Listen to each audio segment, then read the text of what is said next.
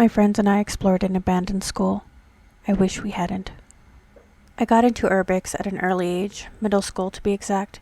This is long before I became popular on YouTube or TikTok.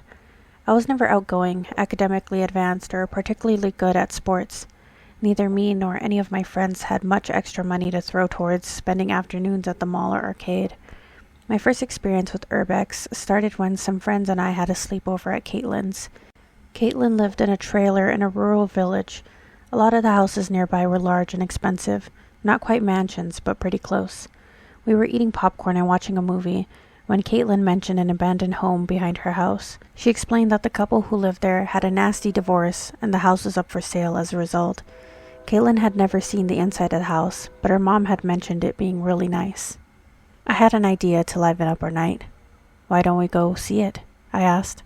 They all looked at me like I was crazy. "We've snuck out before. Why not just go over, take a look, then come right back?" Caitlin shrugged.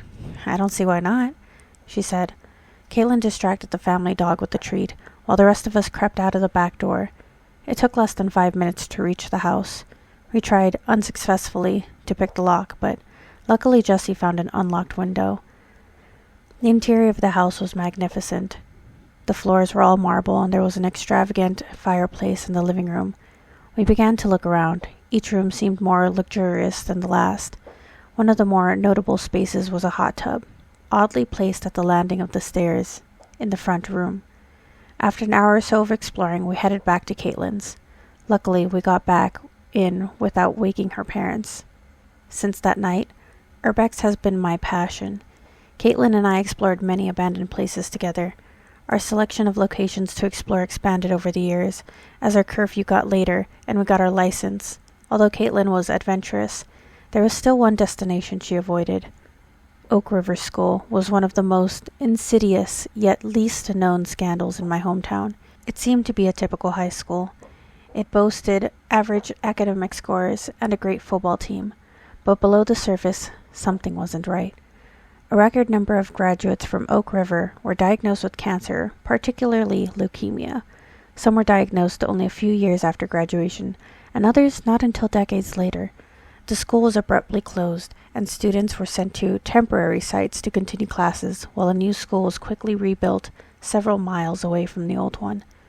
Eventually, the truth came out. The soil Oak River High was built on was used as a dumping ground for nuclear waste in the 1940s. The cancer rates weren't a coincidence. The old Oak River was never torn down. My aunt Cora was one of the many unfortunate alumni who developed leukemia. She passed away when I was 17. She was the stereotypical cool aunt who let me watch rated R movies and served me Pepsi in a wine glass whenever I visited. More than that, Cora was the only one in my family I could truly be myself around. From holding me as I cried when I wrecked my bike at 6 years old to helping me through my first breakup at 15, I could always count on her. Losing Cora was the worst experience of my life. I've always wanted to explore Oak River, but for some reason her death made me fixate on it even more. I had to see what it looked like. The radioactive school frozen in time. I felt like if I walked through the same hallways or stepped in the classroom where Cora had been so many years before, she would be there with me. Of course, I was smart enough to realize this was just a morbid fascination from grief and that nothing would change once I left. But I still couldn't let go of the thought of coming to Oak River. "Come on, Jess agreed to go and she's bringing all her photography equipment," I begged Caitlin during our phone call. "No," she responded. "You know that's the one place I won't go." I accepted her answer and called Jess to let her know we would be going without Caitlin. We met at the back entrance of Oak River at 8 that night. The school isn't as hard to break in as I expected, and we quickly found ourselves in the hallway. Some old trophies and medals were still on display behind the dusty glass. Why didn't they take those? I wondered out loud. They're probably all covered in radioactive dust. Jess laughed. Ron, Jess's boyfriend, met us shortly after we found our way in. He's into paranormal investigation and wanted to try out some of his equipment, as the school was rumored to be haunted.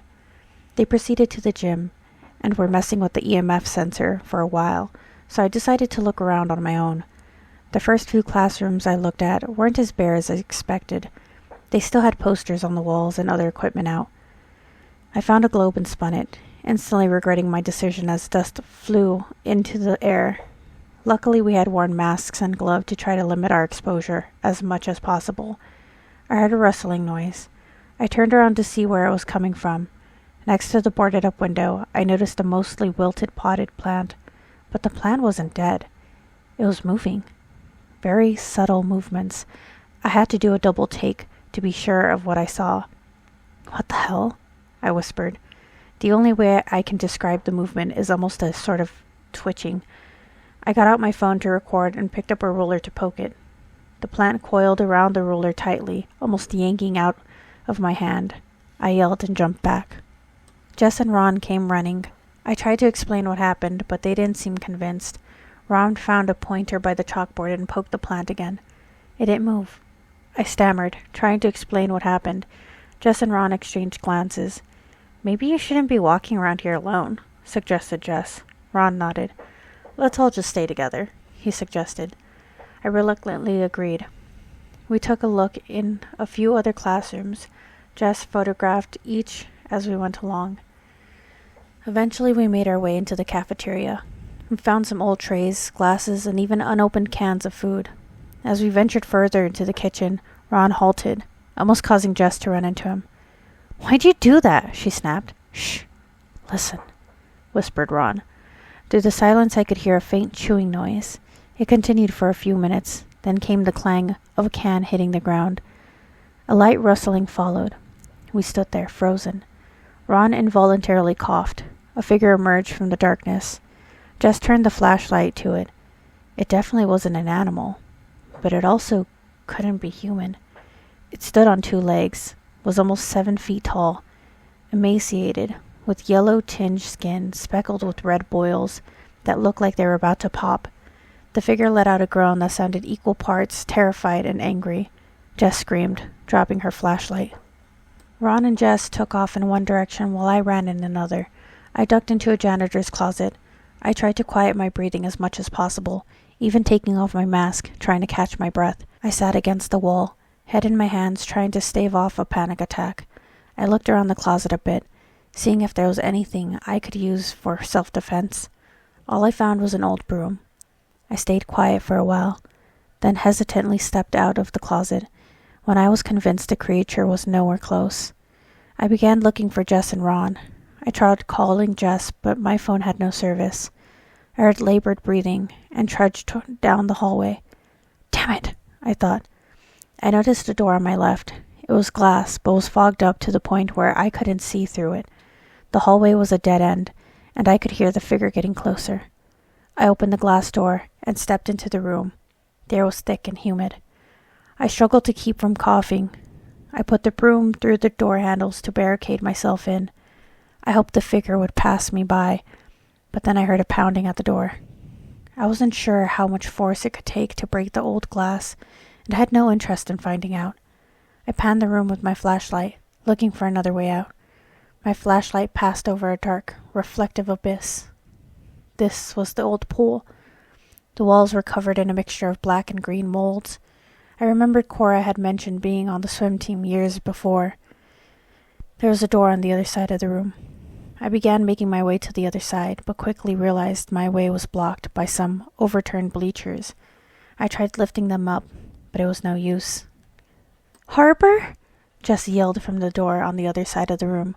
Noticing the predicament I was in, Jessie and Ron attempted to move the bleachers, but weren't able to either. At this point, the glass door was splintering from the humanoid monster pounding on it. "You know how to swim, right?" asked Ron. I nodded. "Are you crazy?" screamed Jessie. "She can't swim through the radioactive bullshit."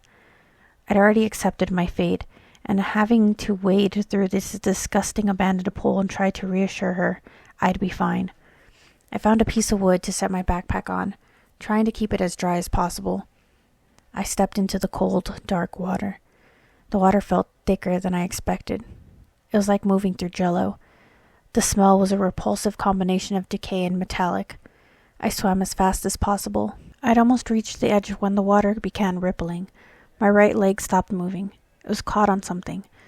Jessie and Ron noticed my struggle. Ron jumped into the water and tried to pull me forwards. He shined a flashlight through the dark waters, revealing a labyrinth of dark green limbs. "What the hell?" Ron whispered. The water began to move rapidly. I felt the slimy substance tighten around my leg, and I screamed. Ron began thrashing around, cursing and yelling. I frantically grabbed for my bag, retrieving my pocket knife out of the front pocket. I took a deep breath, went underwater, and hacked at the slimy substances trapping my leg. It began to twitch as the grip loosened and I got myself free. Jessie was pulling Ron out of the water on the other side, crying frantically. Something most people don't know about Jessie was that she had an extreme fear of water and couldn't swim. A near-drowning experience when she was 4 had left her traumatized. I pulled myself up to the surface and we all ran out the door.